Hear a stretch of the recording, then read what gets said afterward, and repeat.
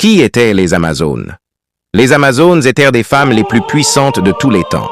Dans les temps anciens, on disait qu'elles formaient une tribu de femmes indépendantes et puissantes qui s'étaient rebellées contre la société dominée par les hommes. Ils vivaient dans des endroits isolés, excluaient les hommes de leur société et leur faisaient la guerre. Leur société était gouvernée strictement et exclusivement par les femmes. Les hommes n'étaient pas autorisés à devenir membres de leur société, sauf dans le but spécifique de s'accoupler ou d'être réduits en esclavage. Elles vivaient en effet comme des soldats et le but de leur vie était de faire la guerre aux hommes. Dès l'enfance, les filles ont appris les nuances de la guerre. L'arc et les flèches, la libri, sorte de hache à double tranchant, et un bouclier en forme de croissant étaient leurs armes. Les Amazones ont fait preuve d'une compétence et d'une excellence inégalées en tant que dompteurs et cavaliers.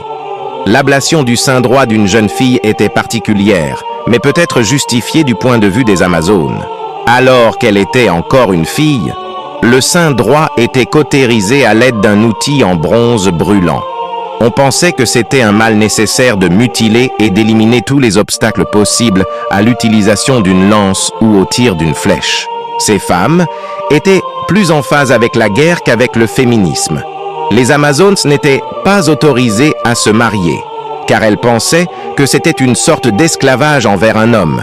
Cependant, pour perpétuer leur race, ils s'accouplent très souvent avec des hommes des sociétés voisines ou avec de beaux prisonniers de guerre. Une fois leur objectif atteint, les prisonniers seraient utilisés comme esclaves ou tués. S'inspirant de leur existence sauvage et indomptée, la sexualité des Amazones était animale, sous le couvert de l'obscurité, isolée et nihiliste, c'est-à-dire sans prendre aucun plaisir à l'acte. Une progéniture mâle a subi un sort semblable à celui de son père. Si un garçon naissait, leur mère le tuait ou le renvoyait. Parfois, il était maintenu en vie pour grandir et être utilisé à des fins de plaisir sexuel ou comme fournisseur de semences humaines.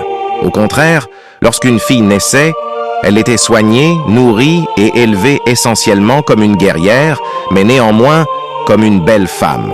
Ces nomades à cheval et brandissant un arc qui combattaient et chassaient comme les hommes ont longtemps été entourés de mythes, mais les archéologues découvrent de plus en plus de preuves de leur existence réelle.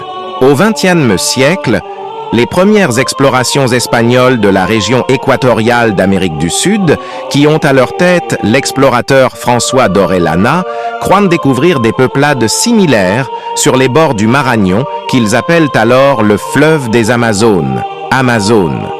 Ils y rencontrent en effet des femmes qui combattent aussi farouchement que les hommes.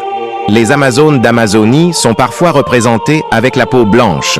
Selon Pierre Samuel, les Amazones qui ont rencontré l'explorateur espagnol Orellana en 1542, qui vivait sur le bord du fleuve brésilien, seraient des guerrières robustes vivant dans 70 riches villages. Elles feraient payer un tribut aux villages voisins et feraient prisonnier des hommes afin de pouvoir procréer. Si l'enfant était un garçon, alors il retournait avec son père, et si cet enfant était une fille, elle restait avec sa mère.